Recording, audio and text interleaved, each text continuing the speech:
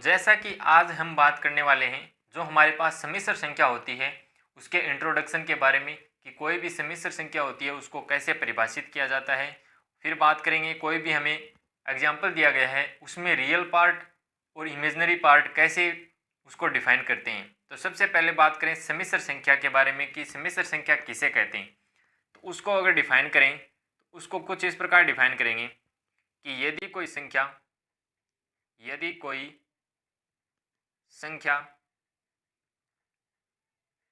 a plus iota b के रूप में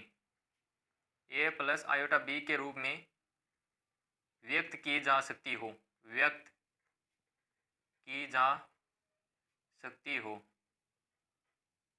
तो वह क्या कहलाएगी? वह कहलाएगी हमारे पास सम्मिश्र संख्या कहलाएगी। अब हम बात करें कि सम्मिश्र संख्या जैसे हमने a प्लस आयोटा b के रूप में लिखा, तो इसको लिखा जाता है z बराबर a प्लस आयोटा b। ये हो गया हमारे पास सम्मिश्र संख्या का रूप हो गया। अब हम बात करें इसके अंदर, ये तो हो गया कि सम्मिश्र संख्या को डिफाइन कैसे किया जाता है। फिर यहाँ पे बात करें जो यहाँ पे a है, यह क्या है? तो यह है रियल पार्ट। बात करें इसकी तो यह है हमारे पास जो सम्मिश्र संख्या है उसका वास्तविक भाग। कोई भी सम्मिश्र संख्या है उसका ये पहले वाला क्या होता है? वास्तविक भाग। और जो आयोटा के मल्टीप्लाई में होता है यह वाला, यह होता है हमारे पास इमेजनरी पार्ट।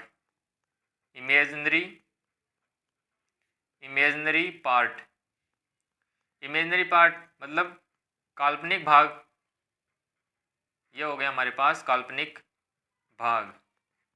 जैसे हमारे पास कोई भी संख्या होती है, जैसे हमने एग्जाम्पल के रूप में लिखें कि जैसे हमारे पास कोई भी सम्मिश्र संख्या दी गई है जिसको कुछ इस प्रकार डिफाइन किया गया है 2 प्लस आयोटा 3, z बराबर 2 प्लस आयोटा 3। यह हमारे पास कोई भी सम्मिश्र संख्या दी गई है।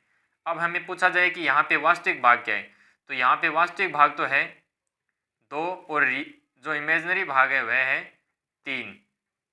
तो इस प्रकार हम वास्तविक और काल्पनिक भाग को परिभाषित या फिर इसको पहचान सकते हैं। अब हम बात करें कि जो यहाँ पे आयोटा है, ये जो आयोटा दे रखा है इसको बोला जाता है आयोटा। इसकी वैल्यू क्या होती है? तो आयोटा की वैल्यू होती है रूट में -1। अब हमें अगर यहाँ पे ज्ञात करना हो आयोटा का स्क्वायर, इसका वैल्यू होता है आयोटा मल्टीप्लाई आयोटा, तो इसका वैल्यू हमारे पास बनेगा -1। फिर हमें आयोटा का क्यूब करना हो तो इसका वैल्यू हमारे पास आता है माइनस आयोटा। और इसका अगर आयोटा की पावर 4 करनी हो तो इसका वैल्यू हमारे पास आता है +1 आता है। तो ये हो गया हमारे पास सम्मिश्र संख्या को जो निरूपित करने का जो तरीका होता है, a प्लस आयोटा b के रूप में निरूपित करते हैं। फिर देखा कि इसके अंदर रियल पार्ट और जो काल्पनिक भाग होता है, वास्तविक भाग और काल्पनिक भाग को किस प्रकार पहचानते हैं। अगर कोई भी एग्जाम्पल दिया गया है, जैसे हमें इस प्रकार एग्जाम्पल दिया गया है, तो उसमें हम काल्पनिक और वास्तविक भाग पहचान सकते हैं।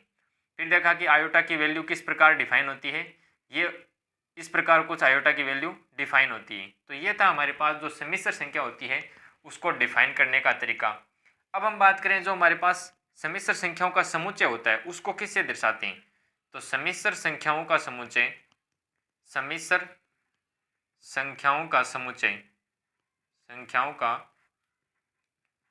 समुच्चय उसको दर्शाया जाता है C से दर्शाया जाता है। कॉम्प्लेक्स नंबर बोलते हैं, इंग्लिश में इसको बोलते हैं कॉम्प्लेक्स नंबर, तो उसी से लिया गया है C।